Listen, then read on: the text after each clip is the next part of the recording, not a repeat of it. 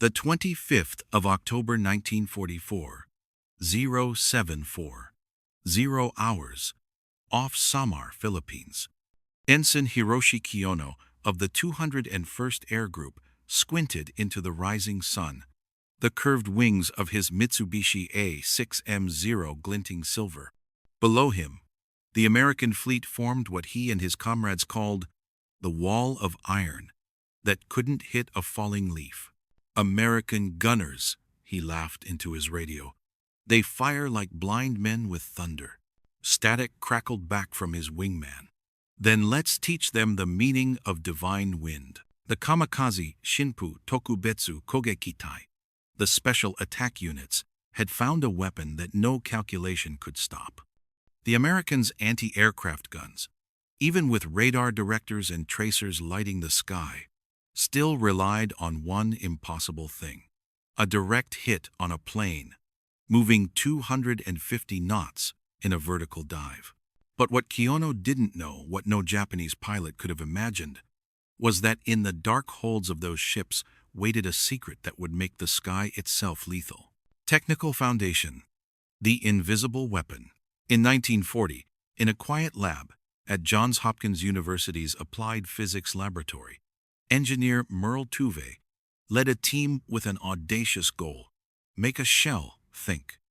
Traditional timed fuses or impact detonators wasted 95% of their shots. Tuve's idea was simple in concept, maddening in execution. Use a tiny radio transmitter and receiver that would sense when it was near a target, not just when it struck one. Each VT, variable time fuse, held a vacuum tube oscillator, power cell, and amplifier inside a 5-inch steel casing, an electronic heart weighing barely 1 pound, rugged enough to survive the 20,000 grams of firing acceleration. The device emitted a radio pulse. When that pulse reflected off a nearby aircraft, the interference triggered detonation. Within a sphere 70 feet wide, a VT fuse could see a target. The resulting fragmentation cloud, hundreds of steel shards traveling faster than sound, filled a 60-foot radius with death. Suddenly, near misses became fatal.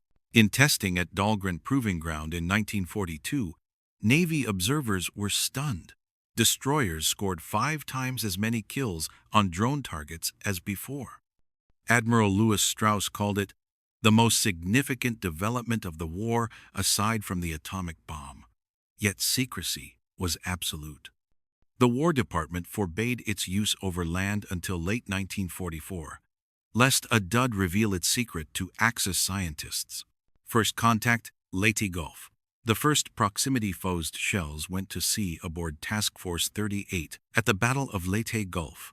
To the Japanese, the Kamikaze seemed unstoppable. By October, their pilots achieved hit rates approaching 40%, terrifying efficiency against ships whose gunners were firing blind.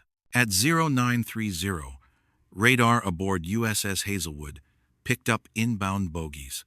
Commander William S. Willis gave the order.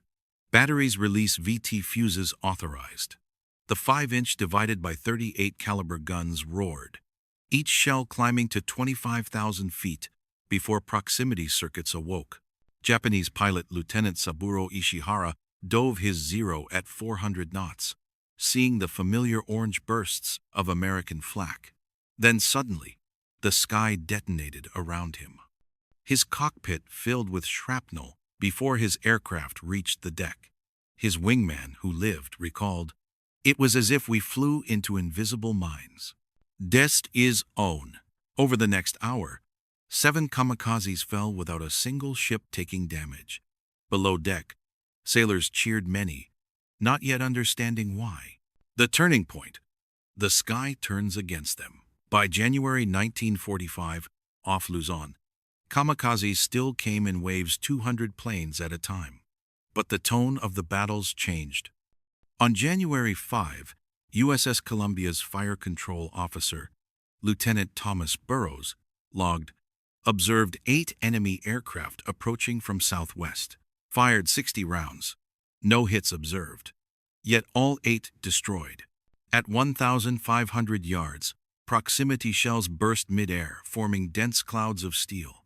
Japanese pilots called it the Wall of Sparks. Their radios, once filled with laughter, now carried panic. Tachibana to all AA, fire exploding before contact, cannot see the way. Ships that once fought for survival now fought with confidence. Kamikaze success rates plunged below 20%. Evolution and mastery. Okinawa. By April 1945, at Okinawa, the proximity fuse had reached full deployment. 5-inch divided by 38, dual-purpose guns across the fleet used VT rounds as standard. Every destroyer effectively laid invisible minefields in the sky. Kamikaze waves still came 1,900 sorties over 3 months. But statistics told the story. 34% fewer ships damaged, despite double the attacks. A destroyer's 5-inch battery could now neutralize attackers before they broke 2,000 feet altitude. Radar directors like the Mark 37 linked seamlessly with VT shells, creating automated defenses. The once slow American gunners now shot with machine precision, their shells exploding where the planes would be. Captured Japanese officers later described the effect. It was as though the Americans had built walls of flame in the air. Their presenter presented industrial might, factories of the future. Behind the sea battles lay factories that never slept. General Electric, Crosley, and Eastman Kodak produced 20 million VT fuses by 1945, one every 14 seconds. The work was delicate, performed mostly by women who'd never seen a warplane, soldering circuits smaller than thimbles. Each fuse required 130 parts, 10,000 quality checks, and a tolerance error of less than 1%. By comparison, Japan's wartime electronics industry struggled to produce even reliable vacuum tubes for radios. The industrial gap had become a chasm. Psychological impact. The fear of the invisible.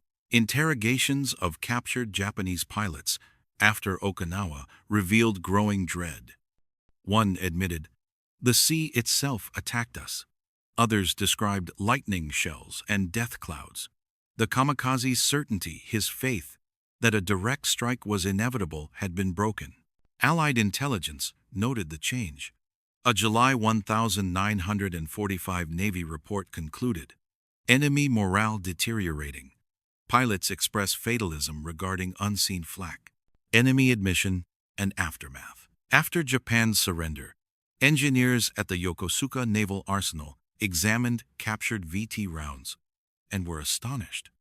Rear Admiral Ugaki Matome, who once commanded kamikaze operations, wrote in his diary, "The enemy's device to explode at distance. This was the true end of the divine wind." Post-war U.S. analysis confirmed it. Kamikaze hit rates had fallen to under 15%. Ships once doomed now stood firm. Reflection. The laugh that echoed. Years later, fragments of a VT shell rest in the Smithsonian next to a recovered zero-wing panel from Leyte Gulf. The placard reads simply, "Proximity fuse, 1,944, made near misses deadly." Historians sometimes play the radio intercept from that morning, Ensign Kiono's mocking laughter over the Pacific static.